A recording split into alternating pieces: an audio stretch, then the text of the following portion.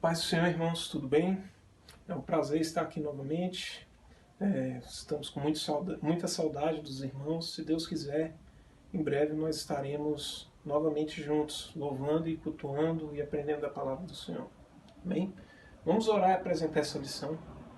Senhor, nós queremos te apresentar, Deus, esta lição, Pai. Toma, Senhor Jesus, o que vai ser falado e me usa dentro da minha pequenez, Senhor, das minhas limitações, Pai.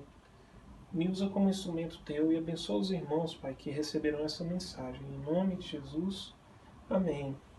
Irmãos, nós estamos estudando na revistinha o livro de Efésios, não é? Na lição passada nós aprendemos que nós somos salvos pela graça mediante a fé, não por obras. Isso não vem de nós, é dom de Deus, né? E nós estamos seguindo o livro de Efésios. Agora nós vamos aprender, porque ele vai falando no livro, explicando a respeito dessas obras, né? E Paulo, ele já está, assim como ele fez em vários livros, explicando ali naquele texto que a salvação não é por obras, justamente por conta dos judeus que normalmente viviam ou até mesmo iam até essas cidades para poder ensinar, e eram judeus que tinham se tornado cristãos, e ensinar que não bastava crer que Jesus Cristo morreu em nosso lugar, que Ele pagou os nossos pecados, que você também tinha que se circuncidar, guardar o sábado, fazer as festas judaicas que haviam, né?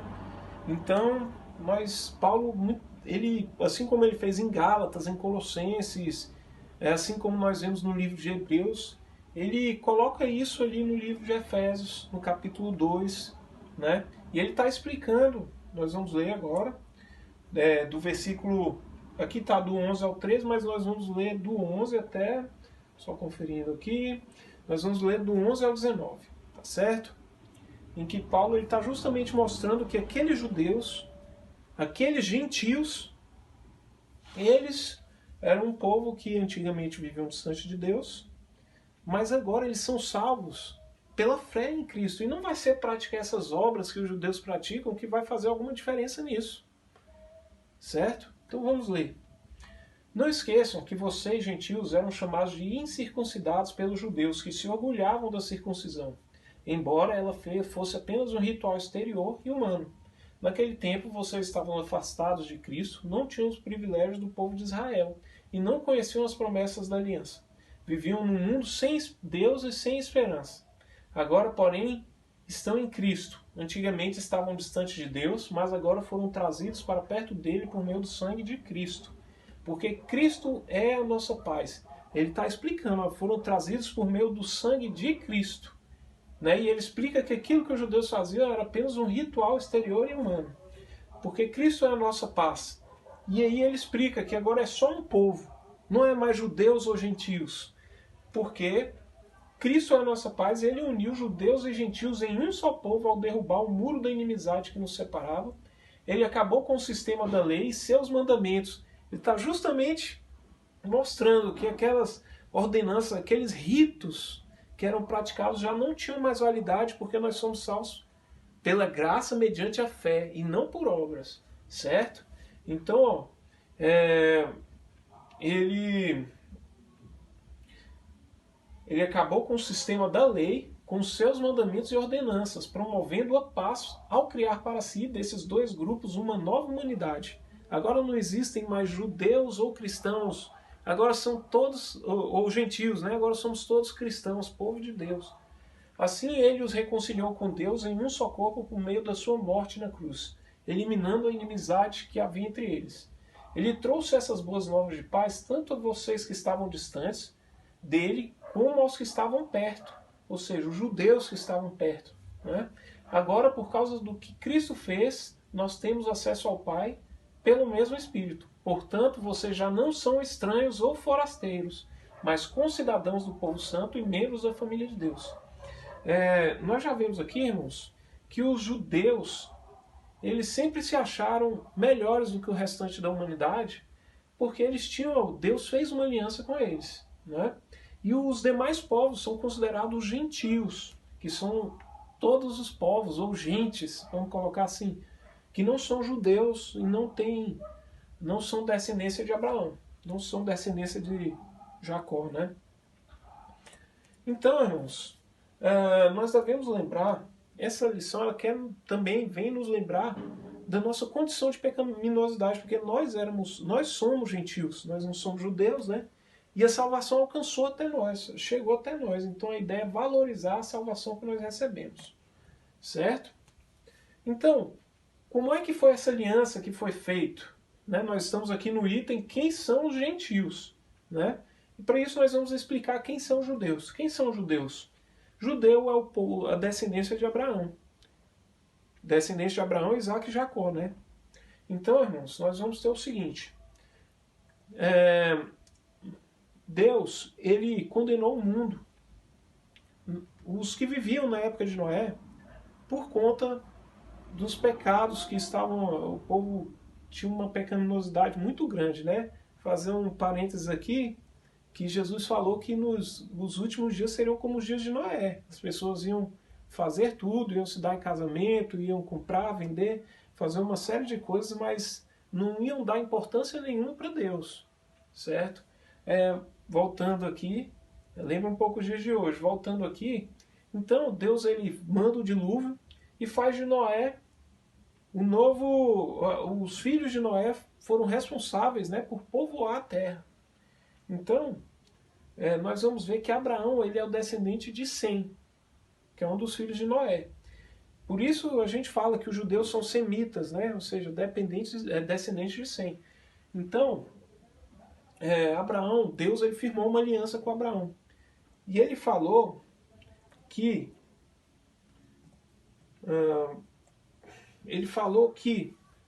da descendência de Abraão viria todas as nações da terra, todas as famílias da terra seriam abençoadas, né? E ele explica isso aqui em Gênesis 12. Nós vamos ler o versículo 3 e 7. Ele fala: abençoarei os que o abençoarem, amaldiçoarei os que o amaldiçoarem. Por meio de você, todas as famílias da terra serão abençoadas. Então o Senhor apareceu a Abraão e disse, esse é o versículo 7, né? Darei esta terra aos seus descendentes. Abraão construiu ali um altar e dedicou ao Senhor que lhe havia aparecido.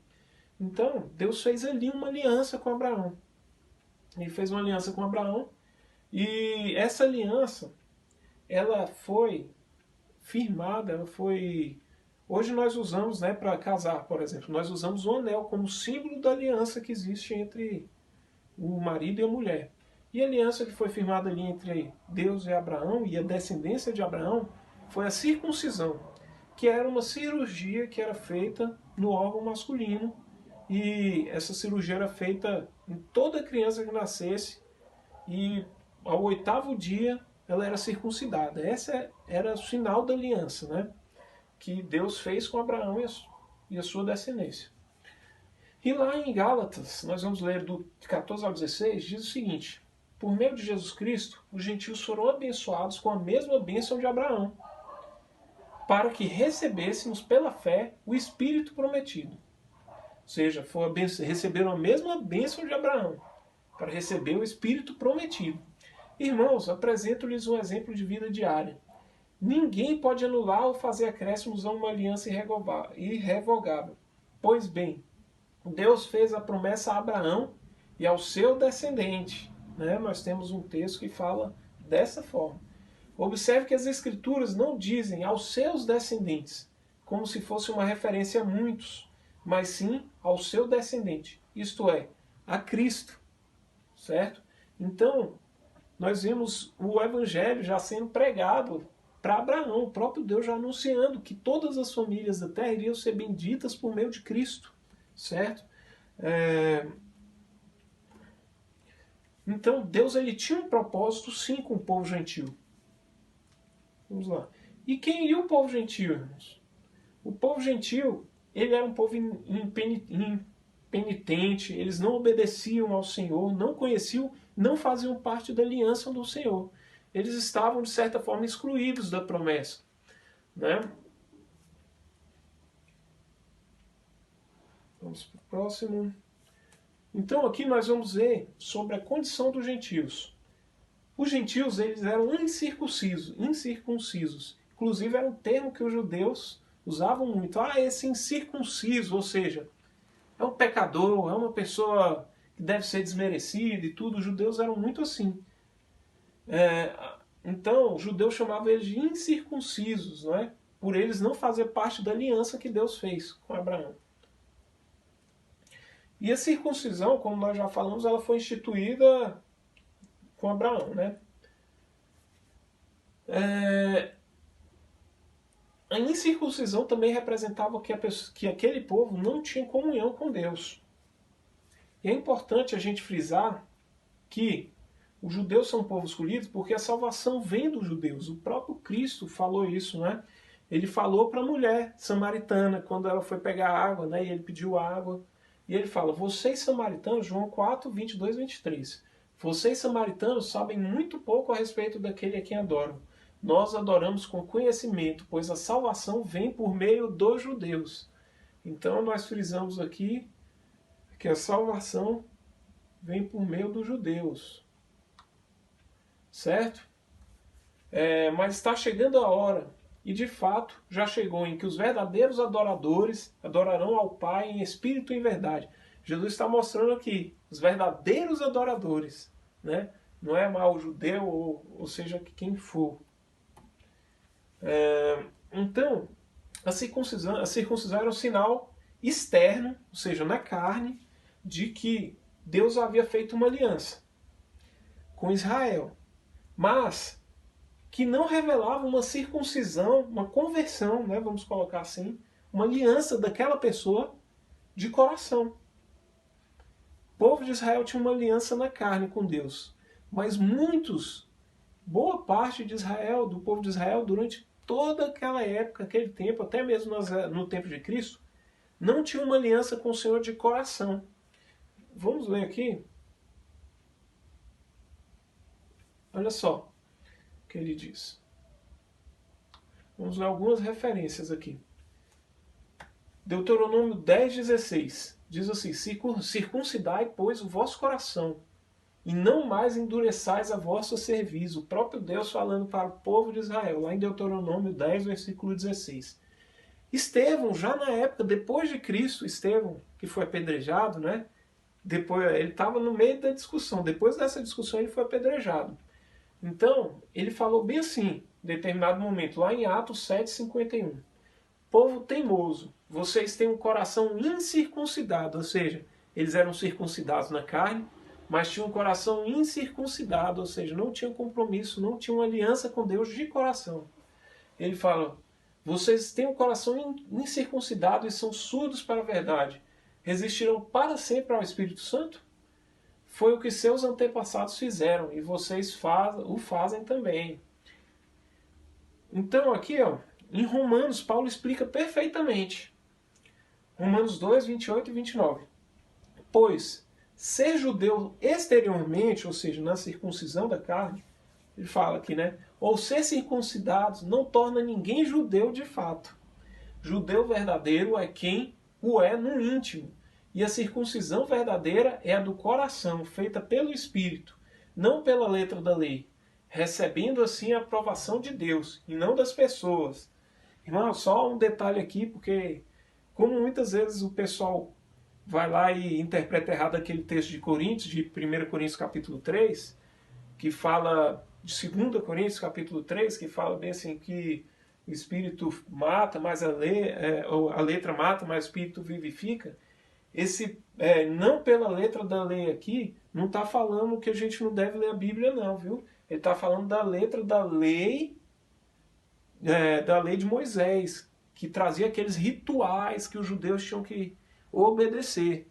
Guardar o sábado, fazer determinadas festas religiosas, ter uma determinada dieta, que fazia tudo parte da lei cerimonial que o povo de Israel seguia, né?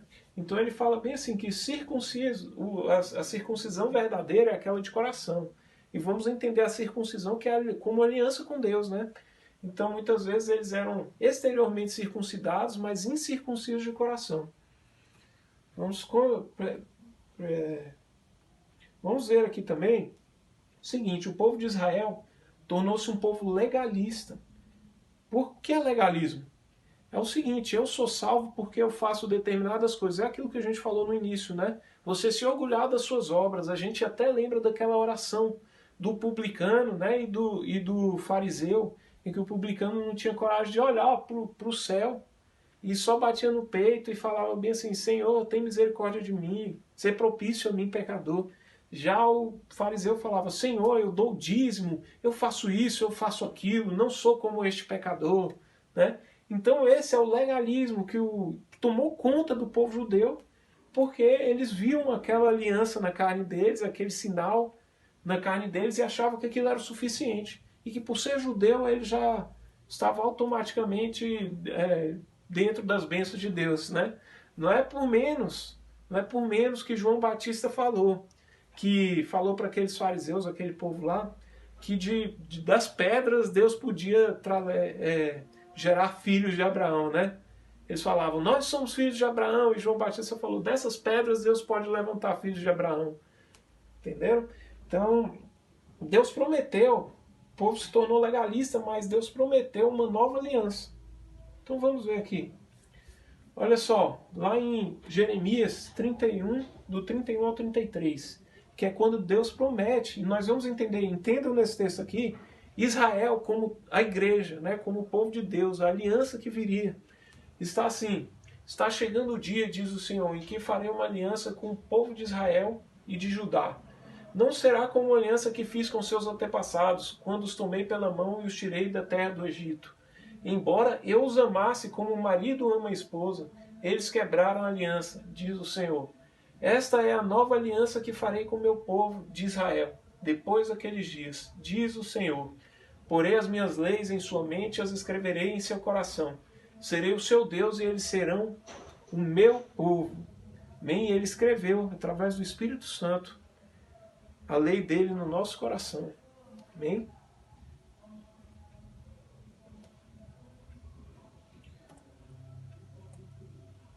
Então, irmãos, como a gente já falou, os gentios estavam estranhos aos concertos, que é o termo que Paulo usa, né?